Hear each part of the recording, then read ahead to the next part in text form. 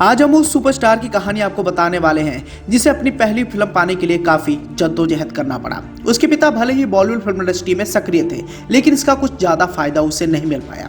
कड़ी मशक्कतों के बाद 22 साल की उम्र में उसे पहली फिल्म मिलती है और इस फिल्म को करने के बाद वो अभिनेता कभी पीछे मुड़कर नहीं देखता है। हम बात कर रहे हैं गोविंदा की, जो आज भले ही गुमनामी की जिंदगी जीने पर मजबूर है, लेकिन उनको लेकर एक ऐसा भी स्टारडम था जिससे पूरी दुनिया वाकिफ थी। 90 का दौर अगर देखेंगे तो गोविंदा एक बड़े सुपरस्टार के तौर पर काफी ज्यादा प्रसिद्ध हुए थे।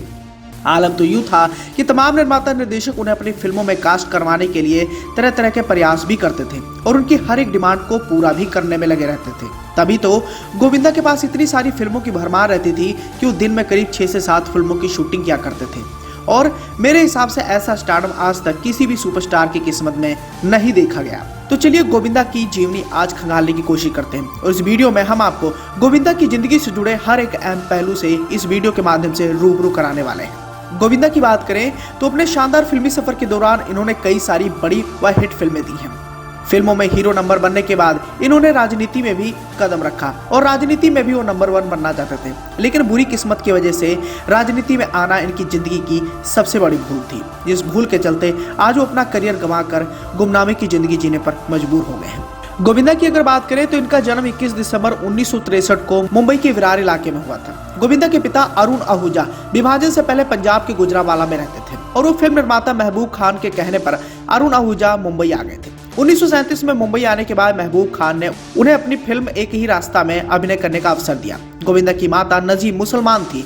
धर्म परिवर्तन करने के बाद उन्होंने अपना नाम निर्मला देवी रख लिया था। निर्मला देवी भी फिल्म अदाकारा थी। गोविंदा जब हिंदी सिनेमा में आए तो उस समय का दौर एक्शन और रोमांस का था। उस समय कॉमेडी के क्षेत्र में कोई ऐसा हीरो नहीं था जो फिल्म में लीड रोल निभा सके, लेकिन यह बड़ा कारनामा गोविंदा ने चुटकियों में करके दिखाया। गोविंदा अपने माता पिता की छठी संतान थी, जिनमें गोविंदा सबसे छोटे और सबसे प्यारे थे। गोविंदा का एक भाई भी है, कृति कुमार, जो कि बॉलीवुड फिल्म इंडस्ट्री के जाने माने प्रोड्यूसर और डायरेक्टर के रूप में आज भी सक्रिय हैं। वहीं उनकी एक बहन भी है जिनका नाम है कामनी खन्ना। वो एक राइटर, म्यूजिक डायरेक्टर और गायिका के रूप में भी देखी जा चुकी है। इसी के साथ ही अगर गोविंदा की पत्नी की तरफ डालेंगे तो गोविंदा ने सुनीता आहूजा से शादी की है और इनसे इनकी 2 संतानें हैं, एक बेटा और एक बेटी। अब जैसे कि आप सभी जान गए हैं कि गोविंदा की मां एक मुस्लिम परिवार से बिलोंग करती थी, लेकिन कभी भी इसका असर उनके परिवार पर नहीं पड़ा। पिता से शादी करने के बाद इन्होंने हिंदू धर्म का पालन किया और उनकी मां ने मुस्लिम जाति होने के बावजूद भी गोविंदा के अंदर सारे के सारे हिंदू धर्म वाले गुण और संस्कार उनकी माता ने दिए थे। लेकिन जब गोविंदा का जन्म होता है तो उनके पिता अरुण आहूजा उन्हें गोद में लेने से मना तक कर देते हैं और इस बात का खुलासा गोविंदा ने अपने एक पुराने ट्रिप के दौरान कहा था। अपनी माँ से जुड़ी इस याद को उन्होंने तरोताजा किया था। इस दौरान उन्होंने अपनी माँ को लेकर कहा था कि जब वो अपनी माँ के पेट में थे तभी उनकी माँ साध्वी बन गई थी। भले वो शादीशुदा थी और पति के साथ रह रही थी, लेकिन उनका जीवन बिल्कुल साध्वी जैसा हो गया था। और जब गोविंदा का जन्म होता है तो उनके पिता उन्हें गोद में लेने से और छूते भी नहीं है। इसका कारण भी उन्होंने बताया था। इस दौरान गोविंदा ने बताया था कि उनके पिता को लगता था कि गोविंदा के कारण ही उनकी पत्नी साध्वी बन गई है। हालांकि कई सारे लोगों ने गोविंदा के पिता को समझाया कि गोविंदा की मां के साध्वी बनने में उनका कोई भी दोष नहीं है। इसके बाद गोविंदा के पिता अरुण आहूजा मान गए और उन्होंने गोविंदा को अपना लिया। शुरुआती पढ़ाई पूरी करने के बाद गोविंदा के अंदर भी एक्टिंग का कीड़ा जागा और ये कीड़ा अंत तक बरकरार भी रखा। जैसे कि आप सभी जानते हैं कि साल 1986 में इनकी पहली फिल्म इल्जाम आती है और इस फिल्म को पाने के लिए गोविंदा ने दर ठोकरें भी खाई थी। पिता का इन्हें ज्यादा फायदा नहीं मिला और उनकी पहली फिल्म से जुड़ा हम आपको एक दिलचस्प किस्सा भी सुना देते हैं।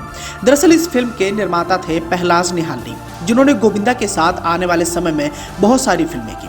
पहलाज निहालनी जब इल्जाम फिल्म का निर्माण कर रहे थे तो कास्टिंग के रूप में कई सारे सितारे इस फिल्म में नजर आए थे, जिसमें शशि कपूर, शत्रुघ्न सिन्हा, नीलम और अनीता राज जैसे बड़े कलाकार। और इस फिल्म में गोविंदा की जगह सबसे पहले मिथुन चक्रवर्ती को कास्ट किया गया था। ये फिल्म एक डांस क्लासिक फिल्म थी और उस दौरान मिथुन चक्रवर्ती डांस में काफी ज्यादा फेमस थे और डांस पर आधारित उनकी कई सारी फिल्में सुपर डुपर हिट भी रही थी।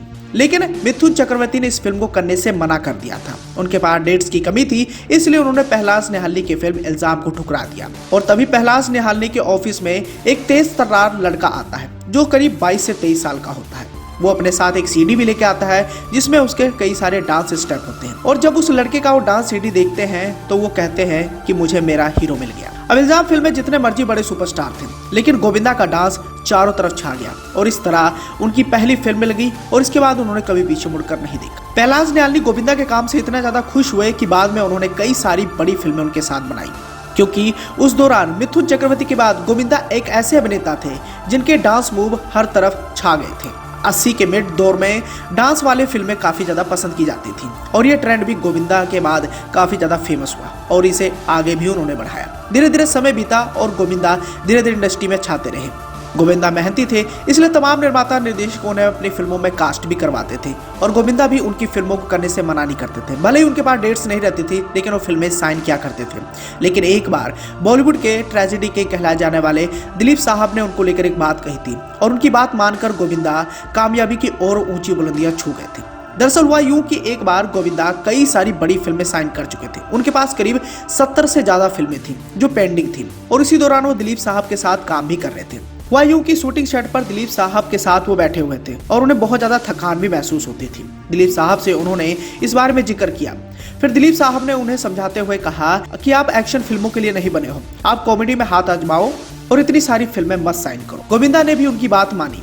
उस दौरान उन्होंने कई सारी बड़ी फिल्में करने से मना कर दिया और उनकी जो साइनिंग अमाउंट भी थी वो भी उन्होंने वापस कर दी और उसके बाद गोविंदा कॉमेडी में आ गए। कॉमेडी में आने के बाद गोविंदा का कोई भी तोड़ नहीं था। 90 के दौर में गोविंदा ने कई सारी कॉमेडी से लवरेज फिल्में की और इन फिल्मों को लोगों ने बहुत ज्यादा पसंद किया। 90s का दौर आते आते गोविंदा ने बहुत ही कम समय में बॉलीवुड फिल्म इंडस्ट्री पर छा गए थे और वो एक बड़े सुपरस्टार के तौर पर काफी ज्यादा फेमस भी हो गए थे। बड़े से बड़ा सुपरस्टार उनके सामने बोना नजर आता था और वो दिन में करीब 6 से 7 फिल्मों की शूटिंग भी क्या करते थे। लगभग 90 के दौर में उन्होंने कई सारी कॉमेडी से लवरेज फिल्में की और इन फिल्मों को लोगों ने बहुत ज्यादा पसंद किया। लेकिन गोविंदा ने क्या सोचा कि वो हीरो नंबर 1 बनने के बाद नेता नंबर 1 बनने निकल पड़े। साल 2004 में कांग्रेस के टिकट पर गोविंदा ने मुंबई से लोकसभा चुनाव जीता। चुनावी प्रचार के दौरान गोविंदा ने मुंबई के लोगों के लिए प्रवास, स्वास्थ्य और ज्ञान को अपने एजेंडे का मुख्य हिस्सा बताया। लोकसभा सदस्य बनने के बाद गोविंदा ने अपने एजेंडे के अनुरूप कोई भी काम नहीं किया। शुरुआती 10 महीनों में तो उन्होंने केंद्र सरकार द्वारा स्थानीय विकास और निर्माण के लिए धनराशि का उपयोग तक नहीं किया। ये बात मीडिया में आने के बाद गोविंदा ने स्थानीय विकास के प्रति ध्यान आकर्षित किया। अब राजनीति से भटकने के बाद गोविंदा की जब चारों तरफ आलोचनाएं होने लगी तो वो इन सब में उलझते हुए नजर आए और एक निजी चैनल द्वारा हुए स्टिंग ऑपरेशन में जब शक्ति कपूर को दोषी पाया गया तभी गोविंदा शक्ति कपूर के समर्थन में रहे। डांस बार को बंद करवाने जैसी कार्यवाही का भी गोविंदा ने खूब विरोध किया था। वह राजनीति में सक्रिय और अपेक्षित भागीदारी नहीं निभा पाए और इसके बाद परिणाम स्वरूप वह 2008 में अपने एक्टिंग करियर पर दोबारा से ध्यान देने के लिए राजनीति को हमेशा के लिए अलविदा कह दिया।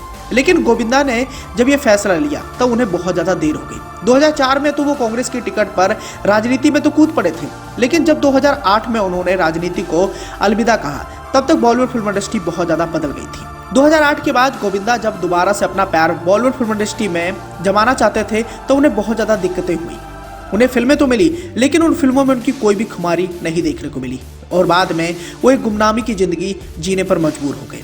अब ऐसा नहीं कि गोविंदा 2008 के बाद किसी बड़ी फिल्म का हिस्सा नहीं बने। वो कई सारे सुपरस्टारों के साथ स्क्रीन शेयर तो करते हुए नजर आए, लेकिन उन फिल्मों को उस हिसाब से नहीं पसंद किया गया जैसा कि पहले पसंद किया जाता था और धीरे धीरे वो बॉलीवुड फिल्म इंडस्ट्री से आउट होते नजर आए। 2019 में उनकी आखिरी फिल्म रंगीला राजा रिलीज हुई थी जो बॉक्स ऑफिस पर बुरी तरीके से फ्लॉप साबित हुई। इस फिल्म में गोविंदा के डबल किरदार थे।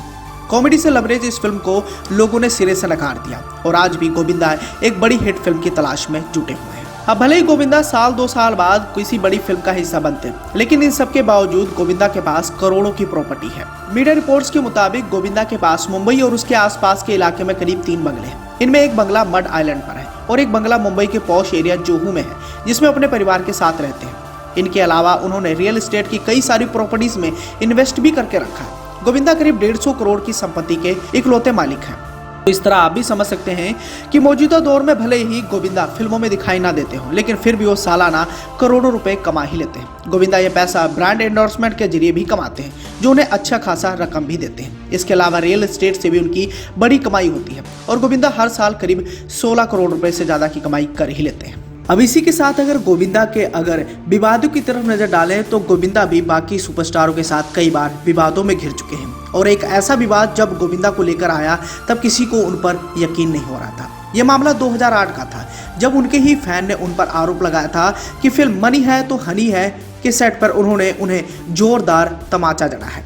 इसकी क्लिप भी सोशल मीडिया पर बहुत ज्यादा वायरल हुई थी। इस क्लिप में साफ तौर पर आप देख सकते हैं कि गोविंदा ने किस हिसाब से संतोष राय को थप्पड़ रसीद किया था, जिसकी गूंज कोर्ट तक सुनाई दी। कोर्ट में जब ये मुकदमा चला तो इसमें संतोष राय की जीत होती नजर आई और कोर्ट ने भी गोविंदा पर फटकार लगाई थी और बाद में बताया गया कि गोविंदा ने संतोष राय से अपना पैचअप कर लिया। इसकी एक तस्वीर भी काफी ज्यादा वायरल हुई थी। इस तस्वीर में संतोष राय के साथ गोविंदा नजर आए थे, तब जाके ये मामला ठंडा पड़ा था। हालांकि ये पहला विवाद नहीं था जो गोविंदा काफी ज्यादा सुर्खियों में आए थे। इसके बाद वो अपने ही भांजे कृष्णा अभिषेक को लेकर काफी ज्यादा चर्चाओं में बने ही रहते हैं। अक्सर सोशल मीडिया पर कृष्णा और गोविंदा की फैमिली में तकरार होती ही रहती है।